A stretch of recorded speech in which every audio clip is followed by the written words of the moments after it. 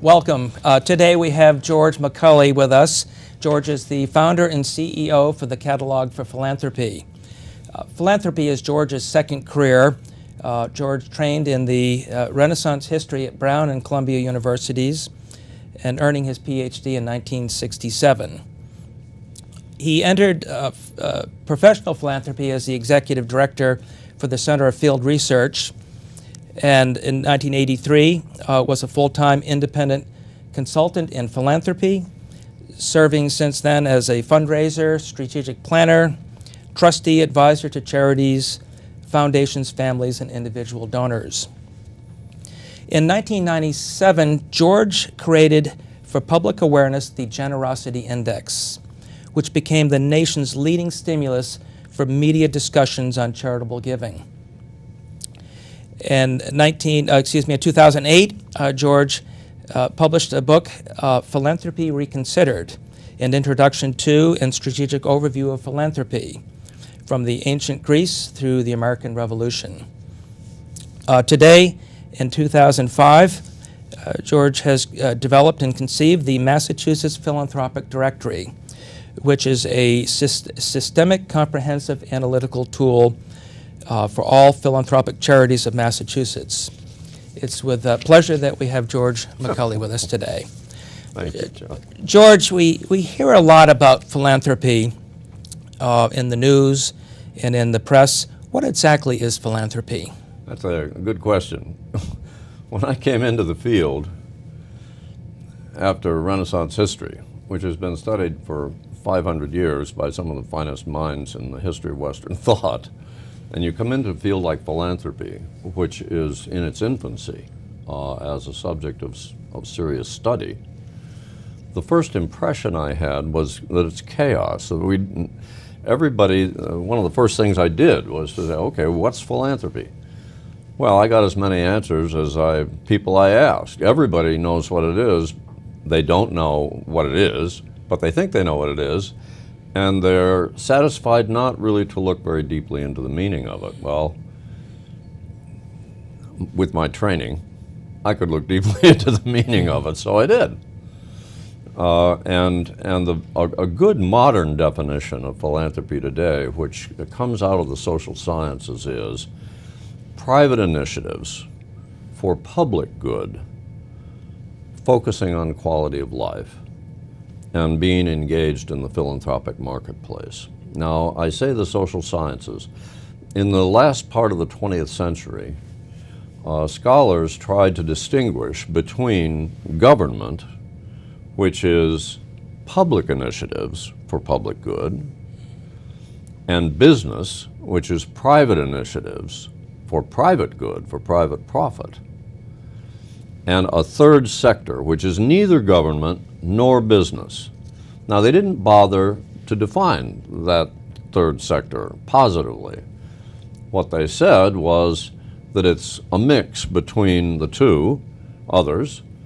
It's private initiatives, but for public good. And they were satisfied with that. And that's a conventional definition which leaders of the field have roughly used.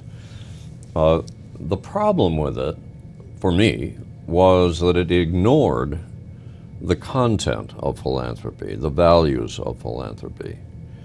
It's a procedural definition. Private initiatives for public good is very clear and useful.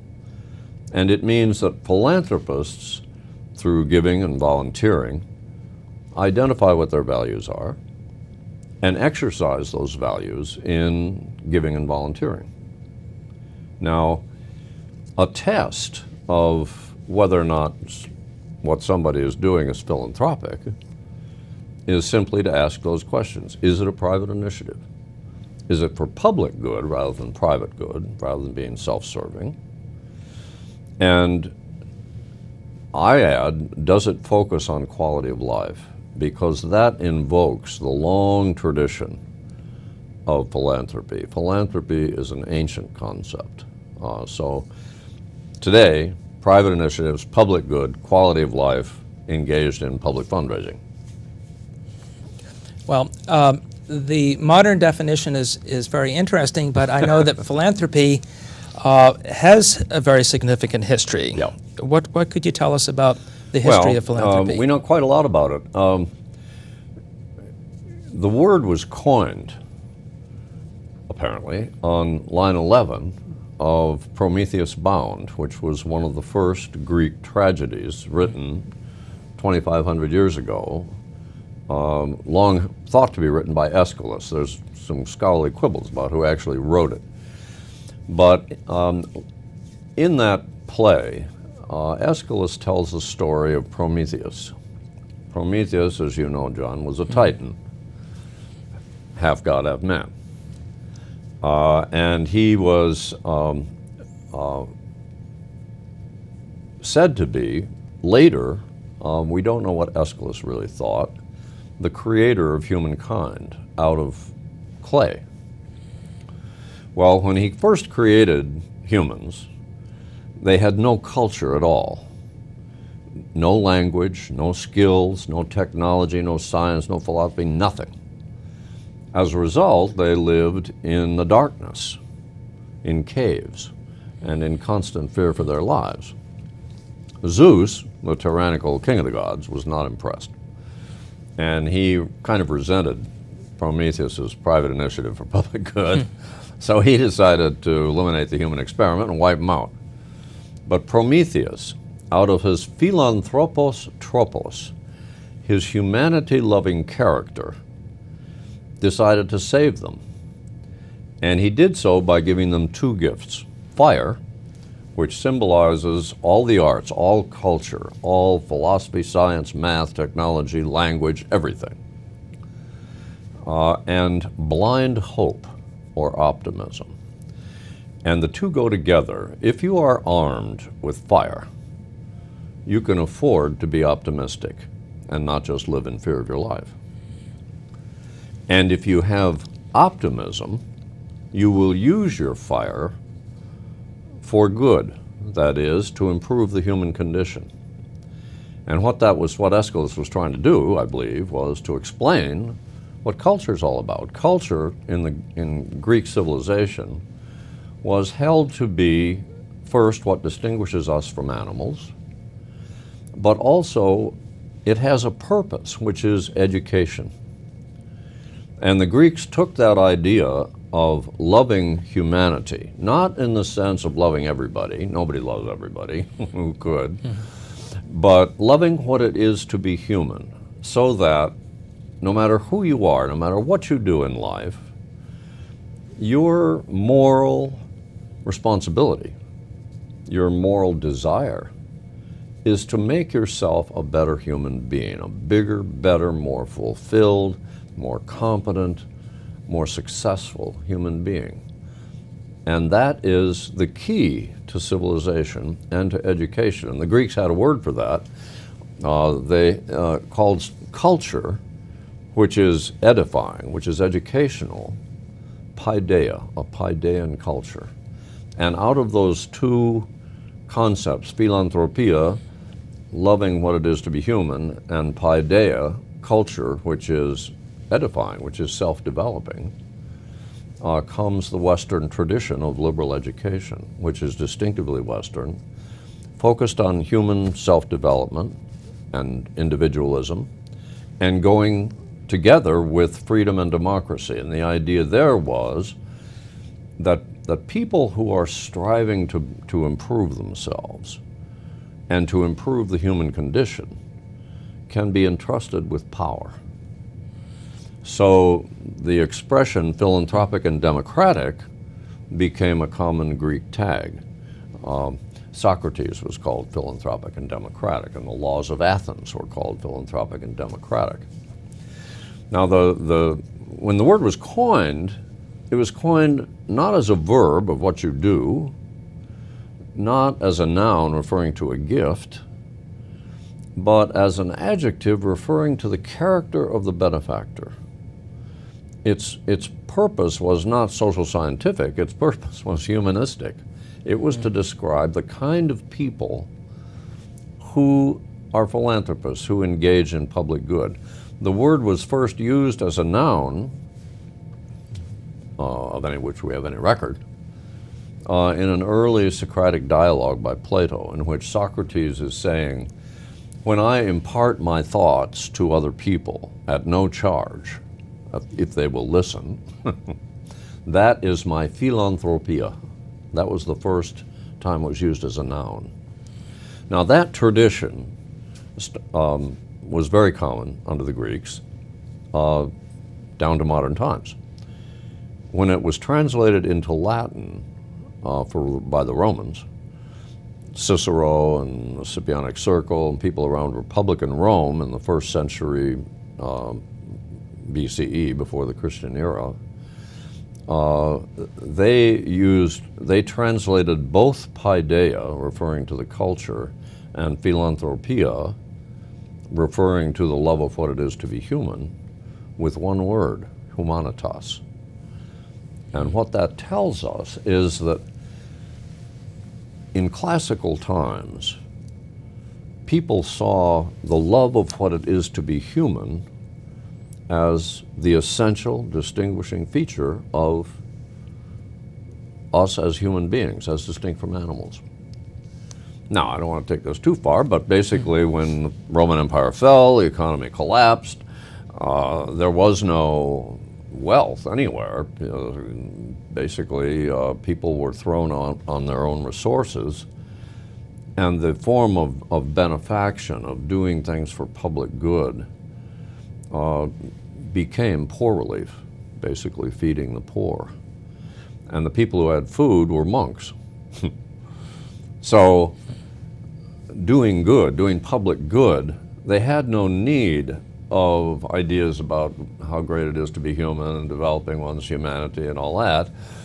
What they were talking about was salvation and doing good works in a altruistic love of others. And the word that they used was caritas. And that word became charity. And it means altruistic love of others. And the reason people did it, as I say, was for salvation. So the classical ideal kind of went underground. It went into monastic libraries where they had the classical books, but it was never used. And it basically hibernated for about 1,000 years. Then in the Renaissance it was revived when they discovered they lived in cities, they wanted to mobilize the citizens, and they appealed to their better nature by ideas of democracy, getting them involved in guiding their own destinies, and classical education, again loving what it is to be human. It came into the English language at the end of the 16th century with Sir Francis Bacon, who was a member of the Elizabethan court. He was a classical scholar. He wrote about science, which he said was philanthropic because science intends to improve the human condition. And he, in his essay on goodness, 1608, he said, the goodness is the affecting of the weal of men, what the Grecians call philanthropia. So that made the connection. The first English dictionary, 1623, Henry Cochrane, said that, did a kind of Ciceronian U-turn. He said that philanthropy, that humanity is a synonym for philanthropy, and yoking those two together. So you see that in the long tradition, it refers to self-development and education. It's more like liberal education than it is rich people helping poor people. Now, coming into the English language at the beginning of the 17th century, that's when the English colonists came to America. Very important that they had the concept with them. And here in America, there was a new problem, basically. They had to create a society from scratch, and they had no cash. So anytime anybody wanted to do anything big that they couldn't do themselves and with their family, they had to get volunteers to do it. Raising barns, building roads, hospitals, schools, anything.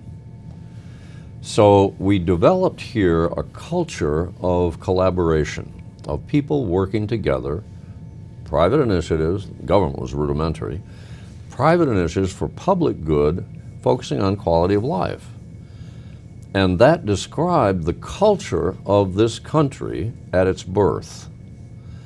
And there are some wonderful stories about, there's a guy, I think his name was Henry Coram, who was a Massachusetts sea captain and shipbuilder in Taunton, Massachusetts. And he made a lot of money and retired to England. And in England, they had poverty that way beyond what we had in America, because this was a wealthy country from the beginning because of land. And there were no poor. If you were poor, you went out and got your own land and scrabbled together a living. And he was just appalled at these huge piles of refuge in the streets, and people, when they had babies that they didn't want, they'd toss them on the piles to die.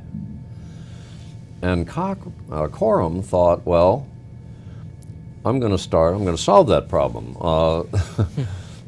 An American, seeing a problem, doesn't wait for the government or the church, they solve it themselves. So he started a foundling hospital, which was incorporated in London in 1739.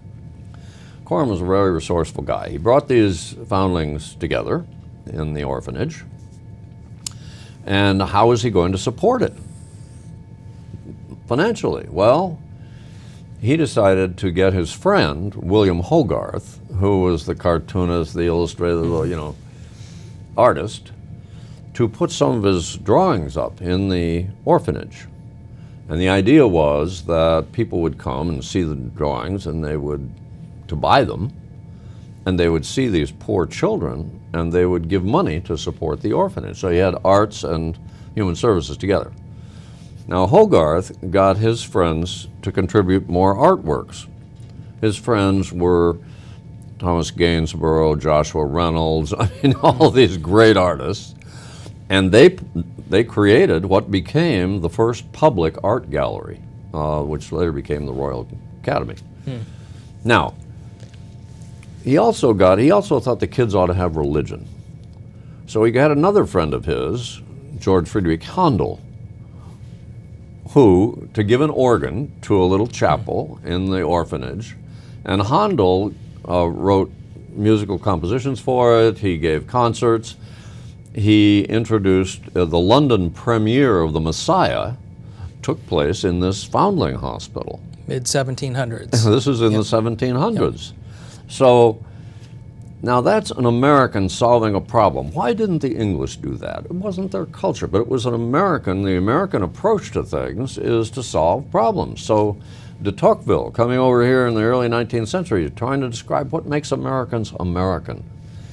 He said anywhere else in the world, they see a problem and they hope the government or the king or somebody will solve it. Americans solve their problems themselves. They spot a problem and they'll do something. And how they do that is through what he called voluntary associations, which are private initiatives for public good focusing on quality of life.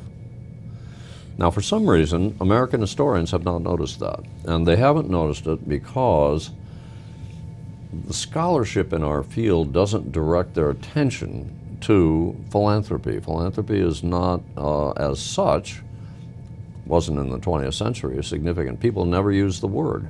Fundraisers talked about their own charities, but they don't talk about philanthropy. So the word fell out of use.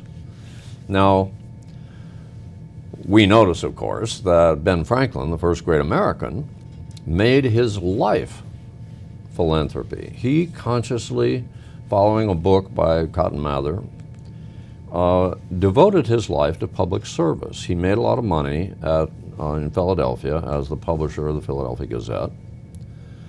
And he had a Friday night discussion group of tradesmen like himself, and they would talk about public issues.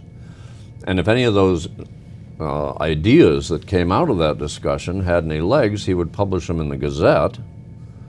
And if they attracted public attention, he would then do fundraising for them with challenge gifts, matching gifts, the whole caboodle. He had a personal system for philanthropy, which he developed himself. In 1747, there was a problem, a public problem, in that French-Canadian pirates were harassing trade in the lower Delaware River, and on the western frontier, The Native Americans were fighting back against the expropriation of their land by the American colonists, and the government in Philadelphia was pacifist. They were Quakers, so they weren't going to do anything about it. Franklin, being a practical kind of guy, thought, well, this is intolerable. So he had an idea. He got together, he floated the idea of a voluntary association that was armed. And in a very short time, he raised 6,000 men-at-arms and 10,000 pounds to fund it, and they solved the problem. And the son of William Penn, who founded Pennsylvania Colony, said, that is a dangerous man. If he can do this without us, he can do this against us. Now that's 1747, and it is the prototype of the American Revolution. The American Revolution was created by voluntary associations. The Minutemen, Paul Revere's Ride, the people who met in Constitution Hall in Philadelphia, Independence Hall, met as private citizens. At the end of the Declaration of Independence, they pledged to each other their lives, their fortunes, their sacred honor. The government, which was set up in the Constitution, in the Articles of Confederation, they modeled their governments after voluntary associations, and it was chaos. So they decided to write a constitution for the whole country that was stronger. And the ideas that they got that were distinctively American were all derived at the practical level from their experience over 150 years with voluntary associations. The idea that the members create the institution is the people as the constituent power of a government. The first time that ever happened. The idea that we should settle our problems by consulting the members through representative government in Congress, that was a distinctive idea.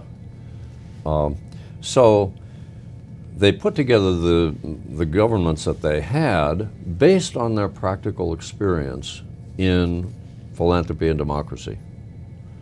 That is, private initiative, public good, and the people as the constituent power. When George Washington, who served pro bono publico as a volunteer, he refused compensation. He took over the Continental Army, which was a bunch of voluntary associations set up in the Minutemen and all that, and when he heard that they vote on whether or not they're going to turn left or right or pursue the British or whatever, he said, absolutely not. That is not the way you run an army. So the army was exceptional. Washington used to sign his correspondence, philanthropically yours. He was philanthropy was just part of the American Enlightenment culture and a central ideal. And when the Constitution was ratified, Alexander Hamilton, who wrote the first Federalist paper, on the first page, first paragraph of the Federalist paper, said, you know, Americans are at a new place in history. Heretofore, government has been a function of violence and accident. We have the opportunity to make it our own. This adds the incentives, the inducements of philanthropy to those of patriotism. And what he was saying was, America was intended to be a philanthropic nation, a gift to mankind to improve the human condition. Let me ask you, this whole culture of philanthropy I find very fascinating. Today we're hearing so much from the big figures, the Warren Buffetts and the Bill Gates, all of this celebrity philanthropists. Headlines are dominated by this. What's going on? What's different today that puts them on the front page? First, it should be said that the Gates-Buffett Giving Pledge, which now is global, trying to recruit billionaires from all over the world, is deeply American. That Americans should do this, have this idea, and be spreading it around the world is just classically American. And they should be congratulated for that. And I'm very happy to say they use the word philanthropy. They are unusual in that regard. Now, the globalization of the American economy, new demographics of wealth created by the high-tech entrepreneurs who have created basically the new world economy, have changed the kind of landscape of philanthropy. You have the so-called dot-com billionaires and millionaires, people who have made an awful lot of money, more than they ever thought possible, by the time they're in their 30s and 40s. And they're looking around, they've got kids, they've got families, they're still parenting, and they're wondering what's next. Now, their knowledge of philanthropy is very meager because philanthropists have not done a good job of promoting the idea. So when they heard from the foundations, they of course did what people normally do. They gave gifts to their alma maters and to their churches and whatever. But they are now not retired people looking at the end of their lives and trying to do good with their surplus wealth. They are young people still making a lot of money and wanting to get some meaning in their lives. Couple of minutes. And so they turn to philanthropy to give their lives a value. Mm-hmm. And it's a huge movement which has changed everything about philanthropy. Philanthropy is now in a paradigm shift where there's a fundamental transformation of everything. The vocabulary, the conceptualization, the rhetoric, everything. And we can talk about that maybe sometime. All right. We just have a minute or two here, but let me ask you, how does all of this relate to philanthropy here in Massachusetts? Well, good question. We discovered before, about 15 years ago, the IRS started publishing numbers summarizing the tax returns, and what they've showed was discovered in the Chronicle of Philanthropy that New England lags behind the rest of the country in charitable giving. Namely, we are the wealthiest region in the country, and for some reasons we're giving less to philanthropy. And so we created the Generosity Index to illustrate that, to illustrate the discrepancy between our income, which is generally third in the country, and our giving, which is in the lower 40s. Now, why should that be? That's the mission of the Catalog for Philanthropy, is to understand that and to try to solve it. And what we discovered with the catalog over 11 years, which was mailed, 200,000, 300,000 copies mailed freely in November to affluent homes statewide. And basically the response was that people said, oh, are we behind the rest of the country? Well, we'll give more. I mean, they could afford to, so they did. And in 4 years, from 1997 to 2000, Massachusetts charitable giving doubled, from $2 billion to $4 billion, and it was done by our readership. Now, we don't claim sole credit for that. We're much too modest for that. No, but it is inescapably true that the top income group, which was our audience, raised their portion of Massachusetts private dollars from 51% to 74% in 4 years. And that was the change that took place. That was a $2 billion increment. Then September 11th, and the economy crashed, and then everything shook everything up. We're about to do it again. A study came out just last August, which shows again that New England and Massachusetts giving is at the bottom of the country. That is, itemized charitable deductions as a percentage of disposable income, income after taxes and after necessary costs, after mortgage and stuff like that. So there's work to be done, but what we've already demonstrated that to change this, all you have to do is change your mind about how much you give. And that's one of the things that I think this program is useful for. That is, we're trying to talk to people to say, donor education. what is philanthropy for? For donors, it's about their lives. The young people who are seeking values in their lives are going through a process of asking themselves what they care about and then exercising that concern in charitable giving and volunteering. And in doing that, they get a better sense of themselves, they feel more fulfilled, they're teaching their kids values, which is essential, and they're basically improving quality of life in Massachusetts. Great. Well, thank you very much, Dr. McCulley. Sorry I talked so much. We will look forward to continuing this conversation in the near future, and thanks to all of our listeners for tuning in. I would love to direct you to the Catalog for Philanthropy and also the Massachusetts Philanthropic Directory. Dr. McCulley, thank you very much. Thank you, John.